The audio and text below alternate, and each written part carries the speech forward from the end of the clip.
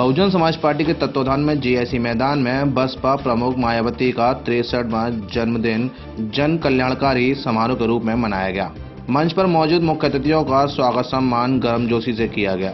बसपा और सपा के गठबंधन का असर पूर्व मुख्यमंत्री मायावती के 63वें जन्मोत्सव में दिखाई दिया, लेकिन बहुजन समाज पार्टी आगरा संगठन के नेता समर्थकों को समारोह में रोकने में फेल साबित हुए, जबकि बसपा प्रमुख के 63वें जन्मोत्सव को सफल बनाने के लिए 20 लाख रुपए का चंदा एकत्रित किया गया। लेकिन 63वें जन्मोत्सव पर खाली पड़ी कुर्सियां जिलाध्यक्ष भारतेंदु बरुण और बसपा नेताओं की तैयारियों की पोल खोलती दिखाई दी। जन कल्याणकारी समारोह में बांटे गए कंबल भी निम्न स्तर के दिखाई दिए। सूत्रों की माने तो चंदे के बजट से आए कंबलों पर जिलाध्यक्ष भारतेंदु बरुण ने कब्जा कर रखा है। भले ही बसपा नेता आगरा लोकसभा की दोनों सीटों को जीतने की बात कर रहे हों, लेकिन बसपा के बेस वोट बैंक को बधुआ मजदूर समझने वाले नेताओं से बसपा समर्थक नाराज है। यही कारण है कि सपा और बसपा के गठबंधन होने के बावजूद बसपा नेता बसपा समर्थकों में जोश पैदा नहीं कर पा रहे हैं। आगरा अलीगढ़ जोन मुख्य इंचार्ज सुनील कुमार चित्तौड़ ने पीएम मोदी पर हमला कर समर्थकों को रोकने की कोशिश की।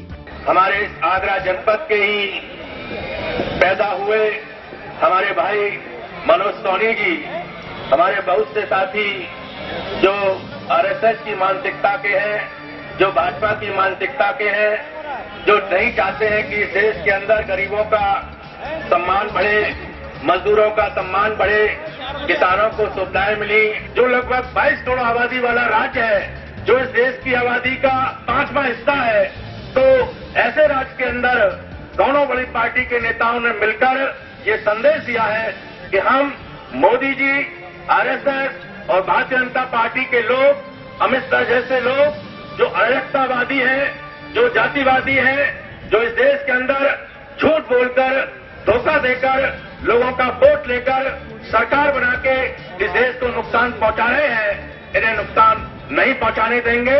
दोनों नेताओं ने प्रेस कॉन्फ्रेंस करके ये ऐलान कर दिया कि अब बहुजन समाज पार्टी और समाजवादी पार्टी और अन्य जो लोग हमारे साथ चलकर आना चाहते हैं, ये सभी लोग मिलजुल कर अब इस भारतीय जनता पार्टी को और आरएसएस के लोगों को इस देश से यहां से भगाने का काम करेंगे। न ये केंद्र में दिखाई देंगे, न आने वाले प्रदेशों के चुनाव में, चाहे वो यूपी का विधानसभा का चुनाव हो, उस प्रदेश में भी इन लोगों को हम नहीं रहने देंगे। आदरणीय बहन कुमारी मायावती जी का 63वां जन्मदिवस है। हम लोग हमेशा अपनी नेता के इस जन्मदिन को जन कल्याणकारी समारोह के रूप में मनाते रहे हैं। क्यों मनाते हैं जन कल्याणकारी समारोह के रूप में? क्योंकि बहन कुमारी मायावती जी ने 4 बार उत्तर प्रदेश के अंदर शासन किया। चारों शासन काल में जो उन्होंने जनता के कल्याण की योजनाएं बनाई, उन योजनाओं से आम जनता को लाभ हुआ।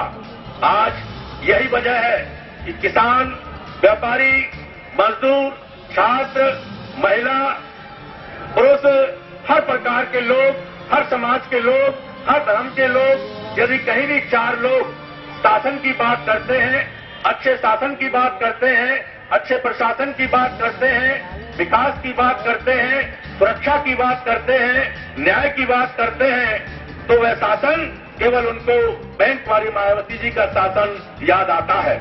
बसपा नेताओं की रणनीति आगरा लोकसभा की दोनों सीटों पर जीत का आंकड़ा तय करने में कोसों दूर दिखाई देती है। बाहुबली का रूप ले चुकी भाजपा से बसपा को जीतने के लिए बाहुबली के संसाधन जुटाने होंगे और बसपा अपने बेस वोट बैंक के नशे में चूर है। वहीं बसपा नेता जीत के संसाधन जुटाने से भटक रहे हैं। फिर एक बार कंबल वितरण के नाम पर गरीब महिलाओं के साथ मजाक किया गया और 63वें जन्मदिन जन कल्याणकारी समारोह के समापन के बाद मंच पर लूट की स्थिति देखी गई। जानकारों की माने तो बुआ और बबुआ के गठबंधन से नहीं, दोनों पार्टियों के समर्थकों में समाजवाद की सोच पैदा करने से जीत के लक्ष्य की प्राप्ति होगी। 7 न्यूज के लिए कैमरा पर्सन भगवान सिंह के साथ गीतम सिंह की रिपोर्ट।